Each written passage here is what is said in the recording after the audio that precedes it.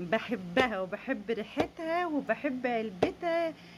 ربنا يخلي حبايبكم ويخلي حبايبي يا رب، اللي تملي كده بيشوف الحاجة اللي بتحبها ويجيبوها لك.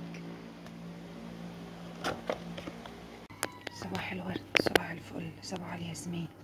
بصوا بقى، لما تكوني نايمة ايه متأخر وتقومي مروقة المكان ومستفاه كده قبل ما تنامي، تصحي تلاقيه فل. يا دوبك انت كنت هتعملي كوباية شاي تشربيها او تفطري وتكون الدنيا فل. وخصوصا لو انت خارجة اليوم ده، انت كل حاجة متنضفة على بيات. شايفين؟ انتوا شايفين كده؟ يلا بقى نروح نشوف ايه. فتحت بقى باب الشقة كده يهوي الدنيا، والعيال لسه نايمة. اوريكم كمان المطبخ لما بتكوني على مروقة كل حاجة على بيت. اللهم صل وسلم وبارك على سيدنا محمد وآله وأصحابه أجمعين. صلوا على النبي يا بنات في التعليقات، أو صلوا على النبي وانتوا قاعدين. المهم المطبخ كمان عندي كان متروق على بيات، كل حاجة كنت منضفاها بالليل. طالما سهرت بنضف المكان اللي أنا قاعدة فيه بالليل. وكمان المطبخ بشطبه، لعل وعسى ما تصبح قطعة، تصبحي تعبانة مش قادرة تعملي حاجة، يجيلك خروجة مفاجأة. المهم أنا كنت مظبطة دنيتي أصلا عشان تاني يوم خارجة. والازازه دي لقيتها فاضيه، خدتها معايا مليتها، ولحد دلوقتي كان ولادي لسه ما صحوش. خلصت كده وهويت الاوضه اللي انا قمت منها، وكمان طلعت على البلكونه. كان عندي شويه غسيل غسلهم الليله اللي قبلها ونشراهم.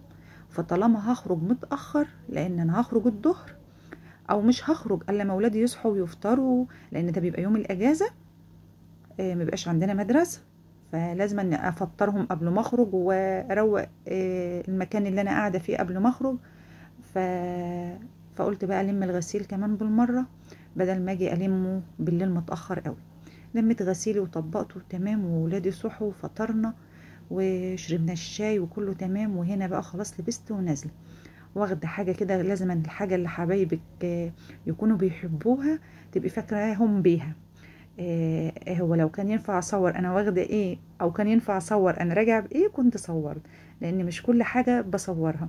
بس انتي بقى حد من حبايبك بيحب حاجه وهي موجوده عندك، او هتطبخيها، او هتشتري حاجه وانت عارفه ان هما بيحبوا منها، وتعملي حسابهم في حاجه كده. يعني بصي، دي بتبقى حاجه لها طعم كده حلو. مش طعم اكل، لا، لها ملمس، لها ميزه. بتبقى حلوه تملي فاكره حبايبك بالحاجات الحلوه. اكنك جايباها لنفسك بالظبط، وما بيبقوا فرحانين بيها ببقى انا فرحانه بيها انا كمان. المهم خدت الحاجه اللي انا جايباها، وخلاص وصلت هناك بيت ماما. ربنا يديك الصحه وطولة العمر يا ماما. ووصلنا ورحت لقيت حبايبي. انا كنت رايحه متاخر. كل مره ببقى اروح في النص كده، لا رايحه اخر واحده. اما ولادي صحوا اعمل ايه، والحبايب كلهم متجمعين. ربنا يخليهم يا رب، ويديم لمتنا دايما، ويخلي حبايبكم يا رب. ورحت بقى، بصوا انا بعشق كده العيال الصغيره، واقعد انكش فيهم. رحت لقيت ماما بتعمل السلطه، قلت لها ليه انت طبخه ايه النهارده؟ رحت بقى لقيتها عامله رز بسمتي بالمكسرات، بصراحه انا كان نفسي فيه بقالي فتره. ولقيتها عامله لنا فراخ مشويه وشويه سلطه. تسلم ايدك يا ست الكل. وقاعده بتعمل السلطه، وكانوا اللي حبايبها قاعدين حواليها. ورحت بقى قعدت جنبهم كده، غيرت بقى وقعدت جنبهم كده اناكش في العيال الصغيره. الكبار بقى قالوا يلعبوا بقى دومنا وكده، العيال الصغيرة اتغتت عليهم، لا احنا لا هنلعب، لا مش عارف ايه. خلاص نلعبهم دور عشان بعد كده نبقى رايقين ونلعب احنا. اغتت انا بقى، البت الصغيرة تاخد العلبة بتاعت الدومنة، انا اخدها منها، حاجات من دي. المهم ده يوم الاجازة يا بنات، استمتعوا بيه وخرجوا في وسط اصحابكم وحبايبكم. إيه، واخرجوا من البيت. بجد انا اي نعم ما بخرجش كتير، بحكم مثلا ان انا عندي اعمار مختلفة، يعني ولادي مش قد بعض. لما كانوا صغيرين بصراحة كنت بخرج اكتر من دلوقتي بكتير. فدلوقتي عندك اعمار مختلفة، وعندك مواعيد دروس مختلفة، وكل واحد لرأيه، فبتحاولي توازي الامور، فبتيجي على نفسك انت شوية عشان خاطر ولادك. مش مشكلة، ربنا يخليهم ويهديهم يا رب، يهديهم لي يا رب، وبارك فيهم انا ولادي وولادكم يا رب. المهم ست الحبايب بقى، كانوا العيال هنا خلاص واقعين عايزين ناكل يا تيتا. احنا لما بنروح بقى اليوم عند ماما بنقعد شويه حلوين يعني، خصوصا لو متجمعين كلنا. إيه، وغرفنا والعيال ما صبرتش لما نخلص. ماما طلعت الفراخ، كان الاكل سخن ملهلب وجميل. تسلم ايدك يا ست الكل. ربنا يديك الصحة ويجعل البيت مفتوح دايما بحسك يا رب. العيال بقى قعدوا زي ما انتم شايفين كده. انا قلت والله لا هصورهم، مش ان انا هوقف الكاميرا وخلاص، لا. وبألف هنا وشفا للي اكل، وتسلم ايد اللي عمل الاكل. كان تحفة تحفة تحفة، حرفيا كان تحفة. الفراخ جميلة والرز جميل. وحطينا طبق فاضي لان في عيال ما بتحبش المكسرات، فاللي مكانش بيحب حاجة بيحطها في الطبق اللي جنبهم الفاضي. مش عارفة والله، ما في حد ما بيحبش المكسرات. العيال دي بتتقطم بصراحة. اللهم ديمها علينا نعمة يا رب واحفظها من الزوال. المهم خلصنا بقى وشطبنا المطبخ ولمينا الأرض وعملنا عصير. وبقيت اصب العصير كده، وجبت حبيبة قلب خالتها ثبتها كده على رخامة المطبخ جنبي. عم صبيت كده، وشفت انتوا الكوباية اللي بتبقى مش ازاز ديت اللي احنا عاملينها للصغيرين في العيلة. هي ما هيش بلاستيك برضو، بس هي مش ازاز. وتديلهم كده على قد ما هم عايزين. ربنا يخليكم ليا يا رب، وما تحرم منكم دايما ابدا ابدا، ويجعلكم على طول نعمة في حياتي. بجد يا اولاد الاخوات بيبقوا سند، وبيبقوا ظهر، وبيبقوا عزوة، وبيبقوا كل حاجة في الدنيا. انصحوا بيبقوا كل حاجة. بجد ربنا يخلي حبايبكم يا رب. المهم خلصنا بقى كده، وكان في حلويات. بنقعد بقى انا واخواتي بقى نقطع كده ونظبط الدنيا بحيث ان الكل ياكل من كل حاجة. مش مثلا تطلعي قطعة مكرونة لده وقطعة مكرونة لده ومحدش ياكل، لا، بتقطعي الحاجة والبسبوسة والهريسة وجلاش وكل حاجة قطع كده، وتحط الطبق من كل حاجة، وهتلاقوا فيه كمية. يعني شوف مثلا احنا مقطعين حاجة صغيرة، بس اوريكم الاطباق الطبق فيه كمية، مش اللي هو مفهوش. واقعد بقى انا بقى كده ارازي في العيال، اضرب ده اقول له لا ما انتش واكل، لا ما انتش شارب. عملنا بقى الاطباق وادينا للعيال وادينا للرجاله وادينا لماما.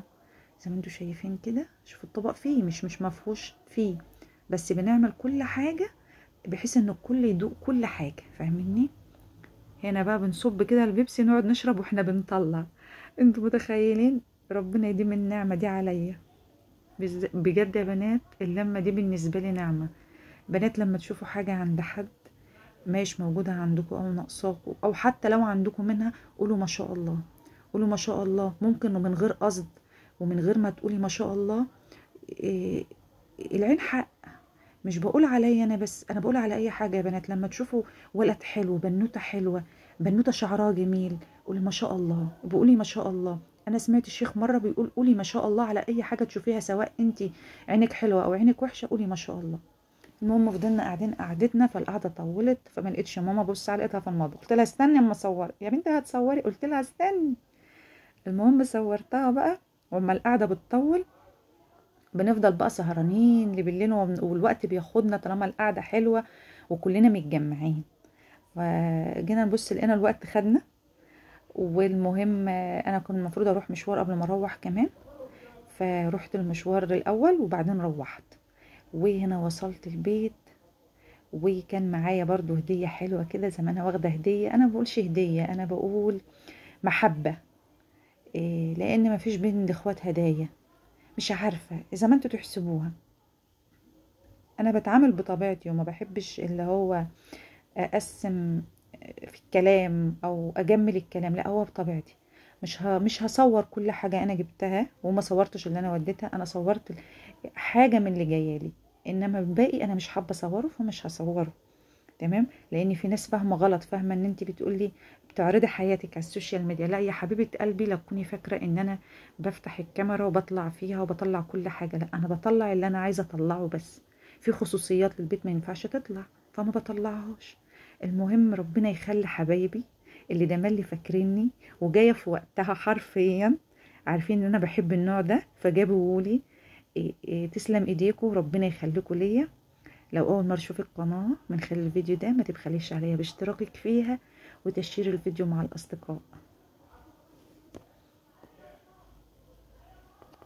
انا بحب النوع ده جدا جدا جدا، وعندي كذا حاجه تانية بس ما بحبش غير ده.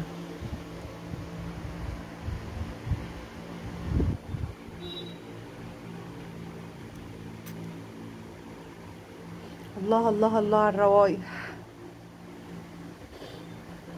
وختامها مسك. يلا الى اللقاء، فيديو جديد ان شاء الله.